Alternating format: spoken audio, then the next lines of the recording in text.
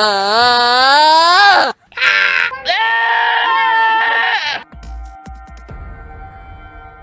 and welcome to the Ruby Tuesday. My name's Ruben and this is my spoiler-filled review. This is your warning now for Thor Love and Thunder. I'm going to be talking about the mid-credit scene and the end-credit scene as well at the end after the spoiler review. So let me know your thoughts once you've seen the film in the comments below. But for now, let's jump in. Thor enlists the help of Valkyrie, Korg and his ex-girlfriend Jane Foster to fight Gorr the God Butcher, who intends to make the gods extinct. One of the shortest MCU films, still directed by Taika Waititi, and we're having our team back. Thor's back. He's gone from a dad bod to god bod, and he now has a new bad guy to fight. We see, after a brief interaction with the Guardians, feeling a little bit weird in their dynamic now, with Thor being around them for so long and Thor trying to find out who he is. That's basically what the whole arc has been about since he's lost so many of his loved ones. Thor is lost, and without Jane as well, he's lost, and so he's trying to find out who he is. The Guardians go and help other people on different planets. They kind of do the split up thing,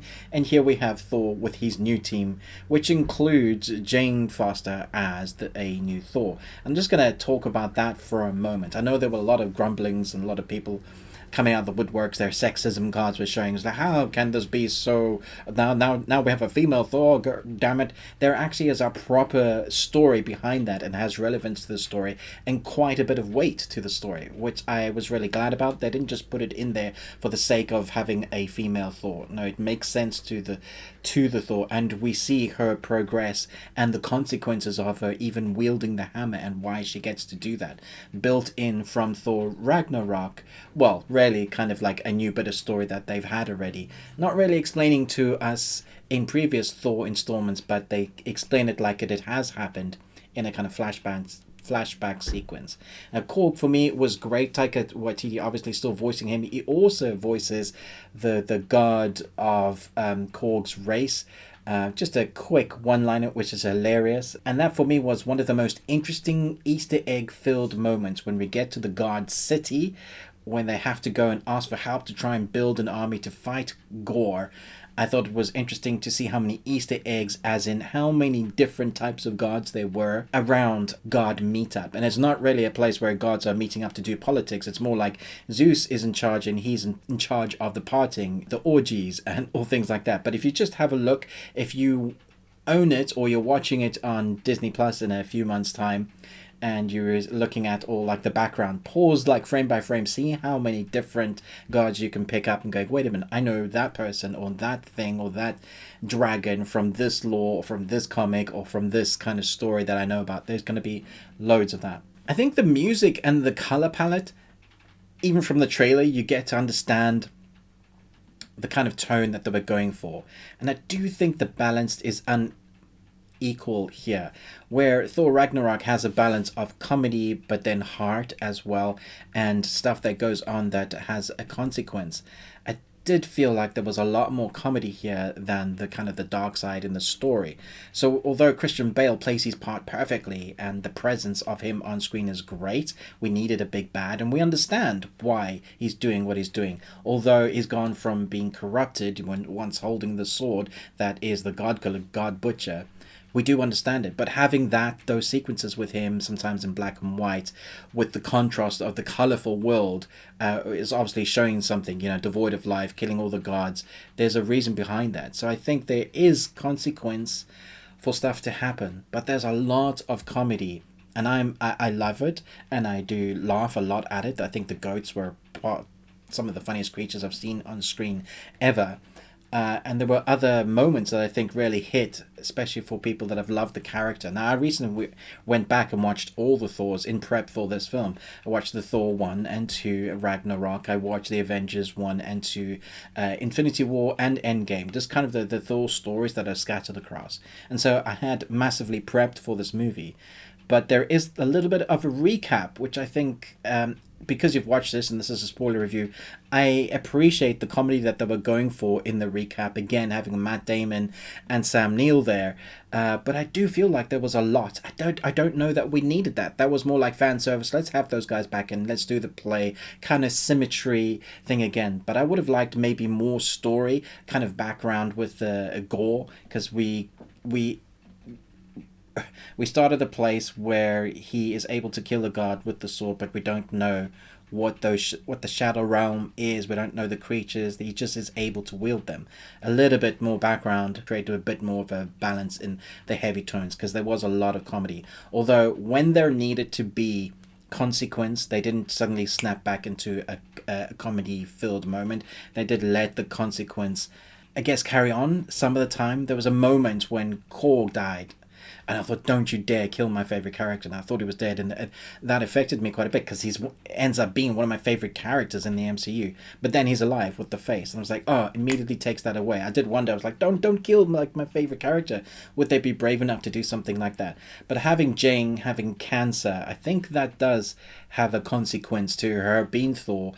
Even using the hammer is draining her life. I thought they were going to do the get out of jail free card with the wish at the end, and it didn't go that way, which I'm glad they didn't. There was consequence to her helping. There is a possibility of Thor and Jane Foster being together again, which we'll talk about. In the end, I had mixed feelings about this. I really enjoyed it. I laughed a lot. Pacing was good because it didn't outstay its welcome and try and go the lengthy route. The score was great. It knew that it was having a lot of fun with itself, but in that there was a story of Thor trying to find out who he is, as well as where he fits in the kind of Asgardian world, what he's going to do with his life.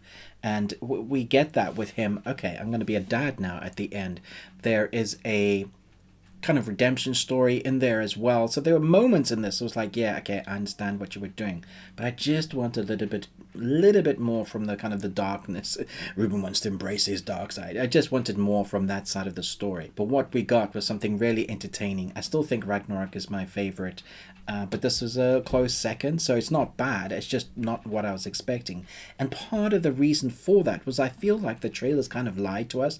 There was one particular trailer I remember seeing Thor on his Viking ship. There was this line of him being a space Viking or space pirate, and he had this other woman that we hadn't seen before under his wing, and it felt like they were suggesting that he was going to go on these space pirate adventures with his crew, his space crew, and go out and take down Gorr, which is kind of what happened, but with the crew that we knew.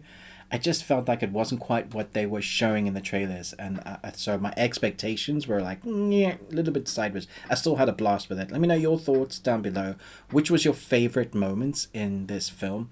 Let's talk about the post-credit scenes. So there's two. There's one in the middle, and one in the end.